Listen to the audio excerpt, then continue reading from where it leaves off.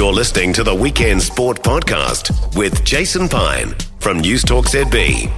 The New Zealand Breakers are top of the Australian National Basketball League ladder. 6 wins from their 8 games so far this season. The latest victory, a hugely impressive one, 113-79 over Melbourne United in Melbourne earlier this week.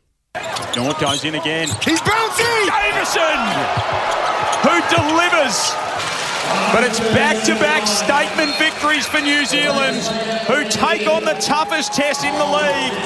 And for the first time in 10 attempts, they beat Melbourne United in John Cain Arena. Yeah, and it was a massive win too on Melbourne Cup Eve. They next take on, the Breakers that is, the defending champion Tasmania Jack Jumpers.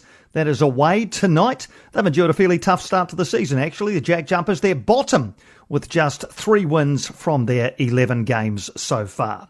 Breakers coach Petteri Koponen is with us. Petteri, thanks for taking the time for a chat ahead of this one. Let's look back to Monday night's performance. What pleased you the most about the big win over Melbourne United?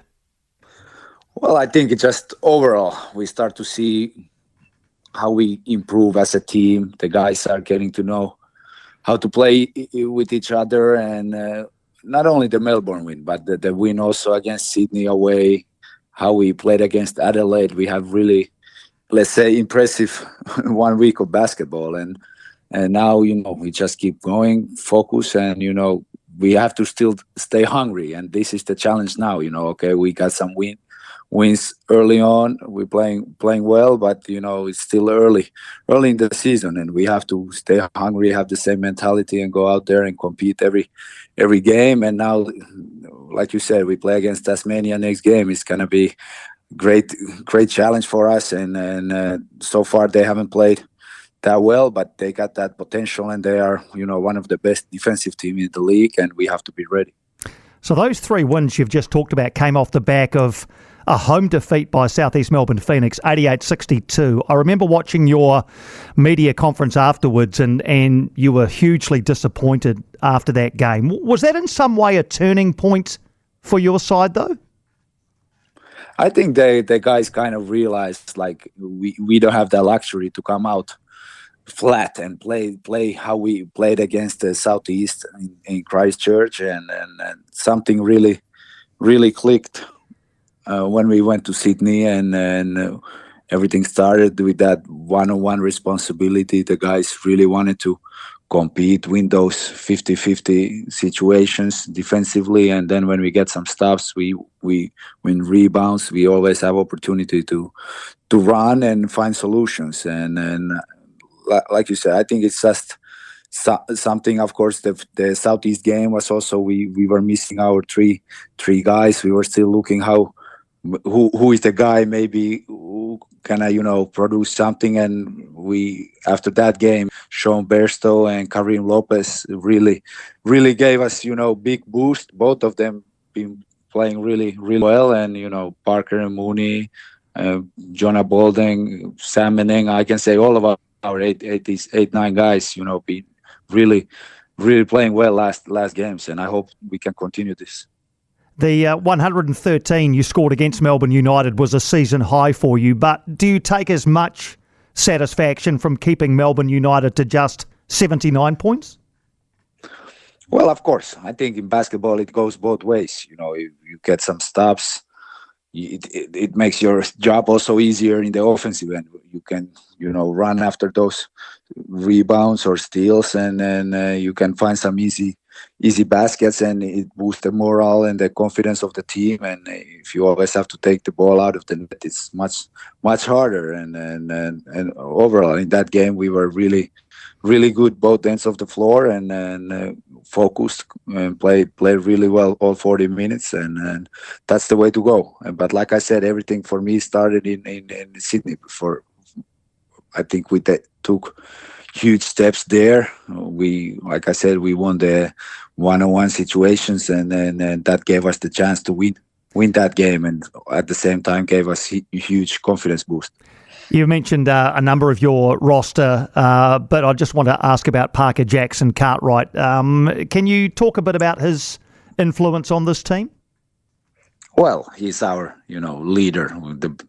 for me, best player probably in the league, and he's special kind of player with how he uses his speed, and that was kind of how I see also our team, how we want to play to use him and give him the space, and everybody else have to be ready. And I think Parker is also improving now after these 8 games to pick his spots, finding his teammates, and we have our system how we want to play, and the guys are really picking it up. Both defensively, offensively, getting on the same page, and Melbourne, everything offensively we were really good. Okay, we still had 17 turnovers. It's too much, but almost every other possession when we didn't turn the ball over, we had high quality shots, and the guys were playing with confidence, ready to make plays. But everything starts with Parker. He set the tone, and he get to hit those spots, and either he scores or he finds his teammates and creates those advantages. You've mentioned the challenging start to the season for Tasmania. Are you still expecting a pretty stiff challenge from them, though? Of course, they lost many games. They were tight games, and yesterday also against Perth, it was very, very tight game. What they lost in the end, but the team, they have been together. They are really well coached. Also, they got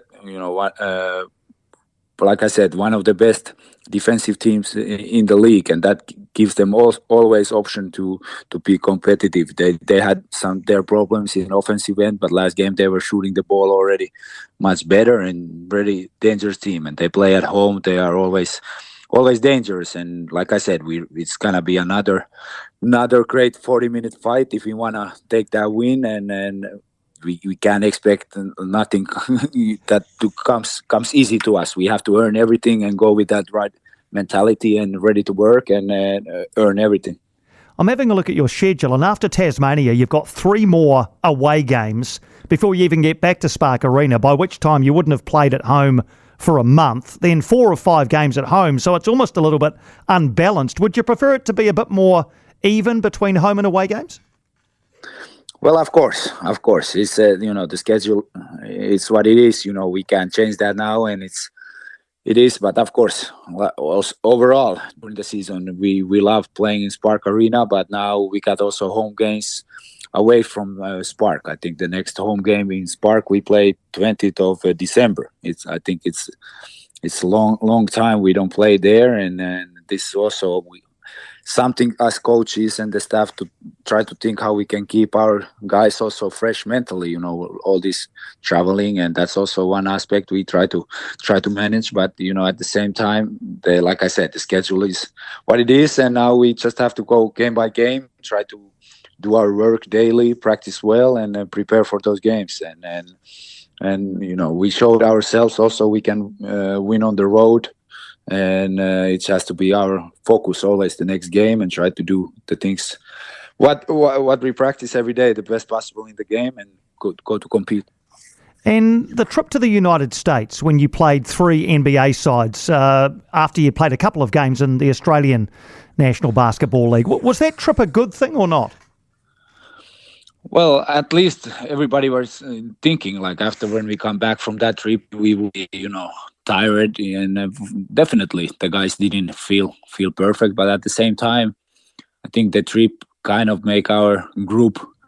I don't know if the right word is special, but you can see the guys are really enjoying spending time together on and off the court, and that's also really important aspect. And you never know when you put new team together how the guys how is the group gonna come together. And I think that is the biggest I think takeaway from that trip, how the guys spent time there 3 weeks together, was forced to do things together, and we kind of grew as a team. And maybe that's also the biggest thing what we can take from that trip. And of course it's great experience basketball wise, but I think like a team chemistry wise, I think that's the biggest thing. That's a great way of looking at it. Well, you can focus fully on the Australian season now. Petteri, thank you for taking the time for a chat. All the best against Tasmania. Thank you. I appreciate it. No, I appreciate you taking the call, Petteri. Petteri Koponen there, the head coach, former Finland international basketballer, a good basketballer too. I was actually having a look at some of his footage yesterday on YouTube. He was a player, man, and he's clearly got something in the coaching side of things as well, coaching the Breakers to currently top spot on the NBL ladder. So Tasmania tonight, that is 7:30 New Zealand time. Then next Saturday, Cairns away. The following Thursday, in fact 2 Thursdays after that, Illawarra away. So that's November. December is so packed. They've got 8 games in December, including one on Christmas Day. But they also move around. You heard Petteri say there that they're not back at Spark Arena until the 20th. That's against the Sydney Kings. But they do have home games in other places. They take on Melbourne United in Christchurch. That's on the 5th of December. They've also got a game against the Sydney Kings in Wellington on the 7th. And they also play at Event Finder Stadium on the 12th of December. So they're all over the place. But as long as they stay where they are, at the top of the table, then it doesn't probably matter where they play. They're obviously doing something right. So Tasmania tonight are next for the New Zealand Breakers.